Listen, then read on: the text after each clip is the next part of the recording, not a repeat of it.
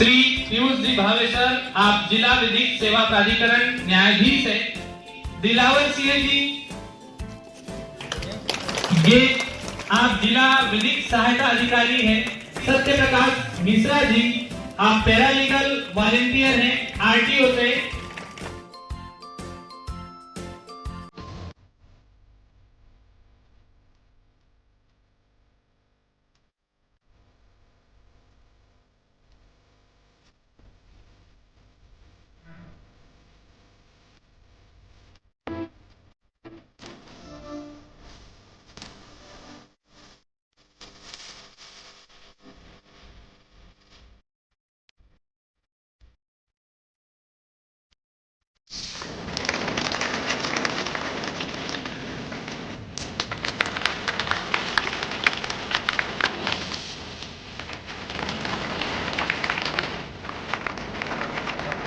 से स्वागत करें अतिथियों का।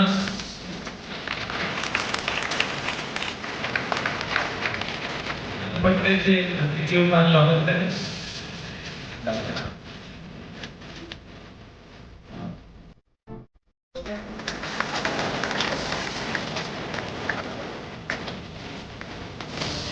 पटेल गौला का स्वागत करने के लिए शिवगंज जी काबिले।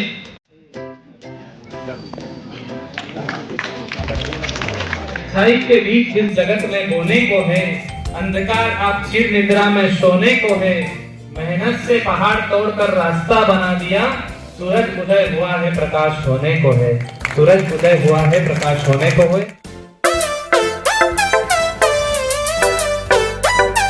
हमारे जिला विधिक सहायता अधिकारी जो हर क्षण हर वक्त अपना कीमती समय जनता कानून की सहायताएं जो हमारे विधिक सहायता अधिकारी जी करते हैं, दिलावर सिंह जी का मैं जोरदार तालियों से स्वागत करवाना चाहूंगा। हमारे बीच में बैठी मातृशक्तियां, सम्मानित मंच और हमारी सरपंच महोदय, उनके प्रतिनिधि और समस्त ग्रामीण से आए सरपंच,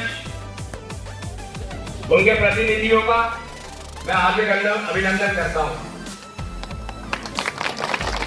यदि एसपी साहब ने भी आपके आवेदन पर कोई कार्रवाई नहीं की तो तीसरा उपचार आपके पास उपलब्ध है।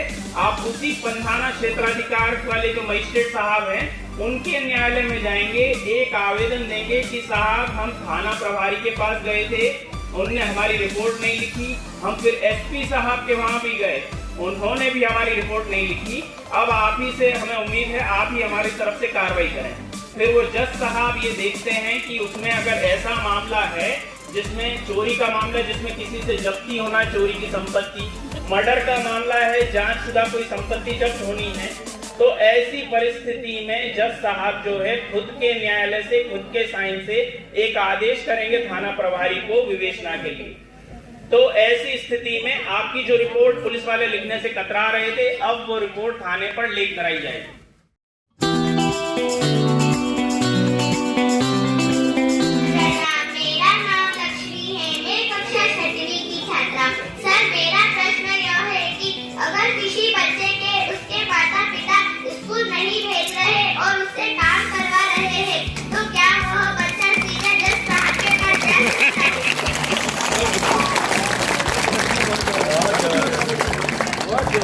मैं सभी माता और पिता और सभी मौजूद बच्चों को ये बताना चाहूंगा कि संविधान में एक नया आर्टिकल या संविधान में एक नया आर्टिकल जोड़ा गया था, आर्टिकल 21A, जिसके तहत हर 6 वर्ष से लेके 14 वर्ष के बच्चों को निःशुल्क और कंपलसरी शिक्षा प्राप्त करने का अधिकार दिया गया है।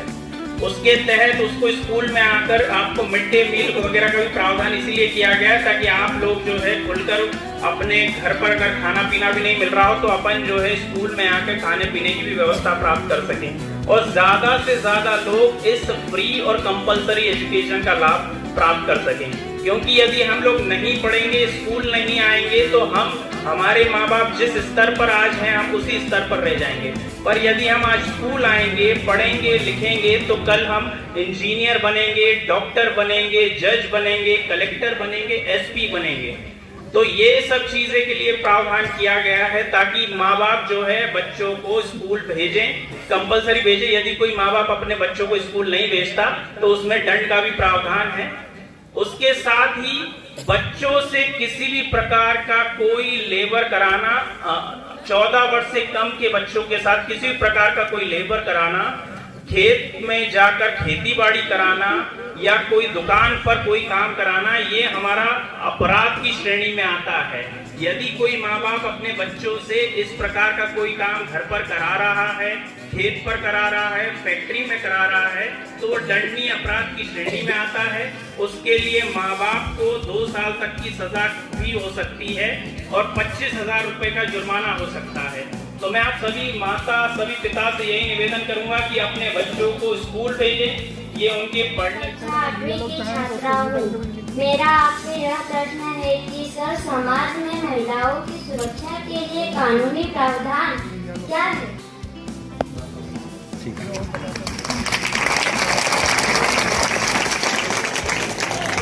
आपका प्रश्न बहुत अच्छा है। हमारे जब संविधान बना था 1950 में, जब हमारे देश में लागू किया गया था, तो उसमें महिलाओं और बच्चों के लिए स्पेशल प्रावधान बनाने के लिए संविधान में ही प्रावधान किए गए थे ताकि महिलाएं जो है इस देश में सुरक्षित अपने आप को फील कर सकें, बच्चे अपने आप को सुरक्षित फील कर सकें। जैसा कि मैंने आपको बताया, पॉक्सो अधिनियम बच्चियों के लिए जो है सुरक्षा प्रदान करता है, वैसे ही हमारा डोमेस्टिक वायलेंस एक्ट है जो महिलाओं को सुरक्षा प्रदान करता है कि यदि उनके साथ किसी भी व्यक्ति के द्वारा, उनके पति के द्वारा, उनके रिलेटिव के द्वारा मारपीट की जाती है तो वो कैसे न्यायालय में उपस्थित होकर भरण पोषण की मांग कर सकती हैं, उसी घर में रहने की मांग कर सकती हैं, उनके साथ आगे किसी प्रकार की कोई मारपीट ना हो ऐसा भी न्यायालय से आदेश ले सकती हैं और अपने खुद के भरण पोषण के साथ ही अपने नन्हे मुन्ने बच्चों का भी भरण पोषण वो जो है न्यायालय के आदेश के माध्यम से अपने ही पति, अपने रिलेटिव से प्राप्त कर सकती हैं। और इसी प्रकार महिलाओं के साथ किसी भी प्रकार की कोई घटना ना हो, इसलिए महिला पुलिस का भी गठन किया गया है जिले में, जो कि महिलाओं के साथ हो रहे अपराध के संबंध में महिलाओं के लिए तत्परता पूर्वक कार्रवाई करते हुए तुरंत जो है दोषियों को सजा दिलवाने की ओर अग्रसर होती है। क्या है, मैं कक्षा 8वीं की छात्रा हूँ।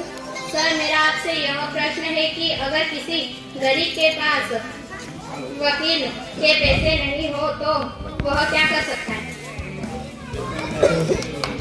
यदि किसी व्यक्ति के पास वकील को देने के लिए पैसे नहीं हैं तो वह व्यक्ति और कोई भी अनुसूचित जाति जनजाति का व्यक्ति हो, कोई भी महिला हो, किसी भी उम्र की हो, 1 वर्ष से 18 वर्ष के बालक बालिकाएं हों और या मजबूर पेशा व्यक्ति हो, वह सभी हमारे जिला विधिक सेवा प्राधिकरण में आकर दस्तावेजों के साथ एक आवेदन दे सकते हैं कि साहब हम अमुक अमुक व्यक्ति हैं जो लीगल सर्विस अथॉरिटी एक्ट की धारा 12 के तहत निःशुल्क अधिवक्ता की पात्रता रखते हैं। उसी के आधार पर यदि आपको कोई सिविल केस कोर्ट में पेश करना हो, कोई आपराधिक प्रकरण न्यायालय में पेश करना हो, तो आपको अनुभवी वकील साहब आपका केस तैयार करने से लेके आपके केस के निराकरण तक निःशुल्क जो है जिला विधिक सेवा प्राधिकरण के द्वारा उपलब्ध कराया जा सकता है। तो आप इस प्रकार की कार्रवाई हमारे जिला विधिक सेवा प्राधिकरण में कर सकते हैं और इस निःशुल्क अधिवक्ता की योजना का आप लाभ उठा सकते हैं। धन्यवाद।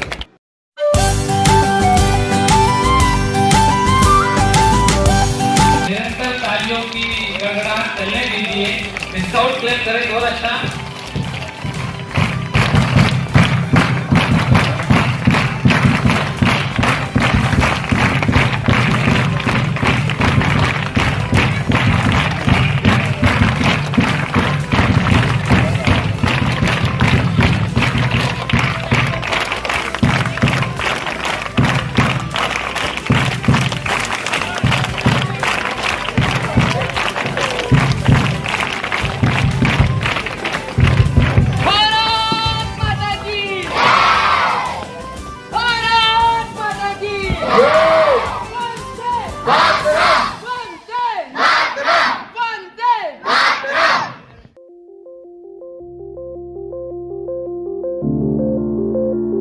निवेदन है कि मैं आभार व्यक्त करने से पहले मेरे ग्राम में कुछ ज़रूरतें मांगे हैं, मैं आपके माध्यम से सर, आपके माध्यम से शासन तक पहुंचाना चाहता हूं। क्यों कि इन मांगों को लेकर के मैं सांसद, विधायक और जो भी इस योजनाओं से जुड़े अधिकारी हैं वहाँ तक पहुँचा हूँ, लेकिन पर वो योजनाएं मुझे प्राप्त नहीं। उसमें सर्वप्रथम है कि यहाँ से 2 किलोमीटर भावसिंहपुरा रोड है। भावसिंहपुरा पश्चिम में आता है और हमारा इधर पूर्व निर्माण में आता है। इस वजह से कहीं ना कहीं शासन हमको इस रास्ते का लाभ नहीं दे रही है सर, और इसके लिए मैं बहुत प्रयत्नशील हूँ, बहुत प्रयत्न कर रहा हूँ, लेकिन मेरी मांग स्वीकार नहीं हो रही है। तो आपके माध्यम से मैं चाहता हूँ कि मेरा ये 2 किलोमीटर का रोड बनता है तो मेरे को पंदाना यहाँ से मात्र 10 किलोमीटर से 11 किलोमीटर। हमारे यहाँ शमशान घाट तो है, शमशान घाट में जाने के लिए रास्ता जो है आधी दूर सरकारी रास्ता है और आधी दूर प्राइवेट भूमि है। तो उस प्राइवेट भूमि में से निकलने की थोड़ी सी प्रॉब्लम आ रही है, वहाँ रोड नहीं बना पा रहा हूँ और वो लोग मेरे को निकलने नहीं देते, रोड बनाने का मना करते हैं। ऐसी स्थिति में मैं चाहता हूँ कि गवर्नमेंट आपके माध्यम से मेरी सहायता करे और मुझे रास्ता वहाँ तक का निकाल करके दें।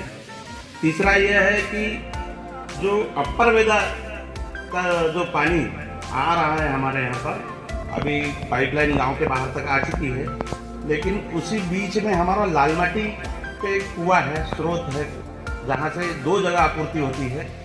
तो धूपकाले में वहाँ पे पानी भी समाप्त हो जाता है, तो पानी की समस्या हमारे लिए बहुत बड़ी खड़ी होती है। तो उस कनेक्शन का एक हिस्सा मतलब एक पाइपलाइन उस कुएं में छोड़ी जाए ताकि जहाँ से दोनों जगह आपूर्ति हो जाए, ये आपके माध्यम से मैं देना चाहूँगा।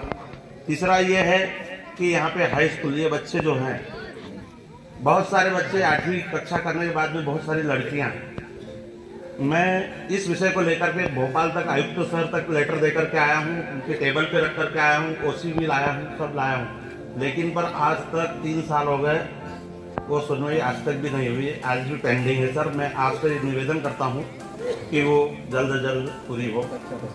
कक्षा 10वीं तक हमारे यहाँ पे होना चाहिए स्कूल, क्योंकि मेरे यहाँ के 8वीं कक्षा करके कॉलेज छोड़ दे रहे हैं। आप आपका आवेदन दीजिए, हम कार्रवाई करवाएंगे। इसी प्रकार मेरे पास 3-4 काम है इस फाइल में जो आपके संज्ञान में आ जाए और आगे तक पहुँचा जाए।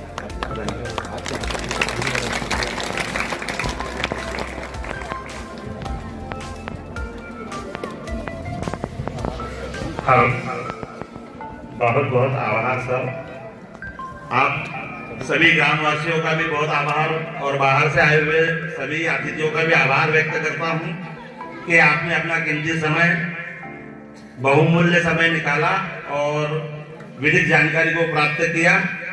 और आपसे भी सर कि आपका बहुत बहुत आभार।